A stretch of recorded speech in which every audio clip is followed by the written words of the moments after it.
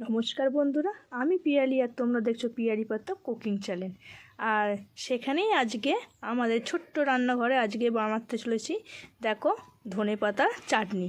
আর দেখো এখন বাজারে তো প্রচুর পরিমাণে ধনেপাতা পাওয়া যায়, সেই জন্য ধনেপাতা পাওয়াটা খুব একটা কারোর অসুবিধা হবে না।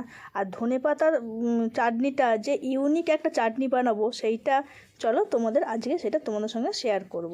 দেখো ধনেপাতাগুলোকে আমি পুরো ভালো করে টুকরো টুকরো করে কেটে নিয়েছি। আর তার সঙ্গে দেখো 3টের মতো রসুনের বড় বড় টুকরো দিয়েছি, কোয়া দিয়েছি। আর ঝালটা যে যে সেজের মতন আমি এখানে 3টের মতো লঙ্কা দিয়ে, কাঁচা লঙ্কা দিয়ে ভালো করে দেখো মিক্সিটা বেটে নিয়েছি। আর কালারটা কত সুন্দর লাগছে দেখো। এই টক ঝালের চাটনিটা বানাতে খুব একটা বেশি সময়ও লাগবে না, আর ঝটপট একটা চাটনিটা বানানো হয়ে যাবে। আর চলো কিভাবে বানায়, আর খুব একটা সরঞ্জামও লাগছে না।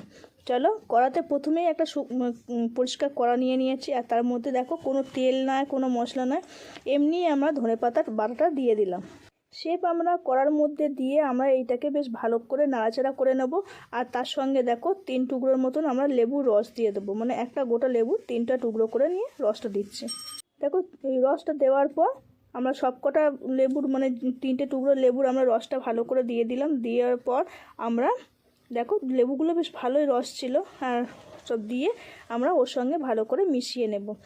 আর এই লেবু রসটা দেওয়ার ফলে কি হয়, যেমন খেতেও ভালো লাগে, বেশ টকটকও লাগে, ঝালঝালও তো জিনিসটা হবে। আর তার সঙ্গে দেখো এইটা অনেক দিন পর্যন্ত রাখাও যাবে, 2-3 সপ্তাহ পর্যন্ত তোমরা এমনি স্টোর করে রাখতে পারবে। আর দেখো তারপরে আমরা এটাকে ভালো করে নাড়াচাড়া করে নিলাম। নাড়াচাড়া করার পর দেখো আমরা এর মধ্যে নুন দিয়ে দিয়েছি। নুনটা দিয়ে আমরা ওর সঙ্গে ভালো করে মিশিয়ে নেব। এই ধনেপাতা চাটনিটা গরম ভাতের সঙ্গে খুব সুন্দর যাবে, ইডলি বা পরোটার সঙ্গেও খেতে খুব ভালো লাগবে।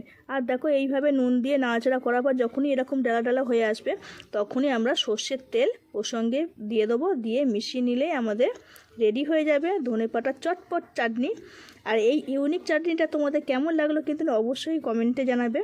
আর আমার চ্যানেলের নতুন বন্ধু হয়ে থাকলে অবশ্যই সাবস্ক্রাইব করে পাশে থাকা বেল আইকনটি টিপে দেবে, যাতে আমার ভিডিও ছাড়ার সাথে সাথে তোমাদের কাছে সর্বপ্রথমেই পৌঁছে যায়।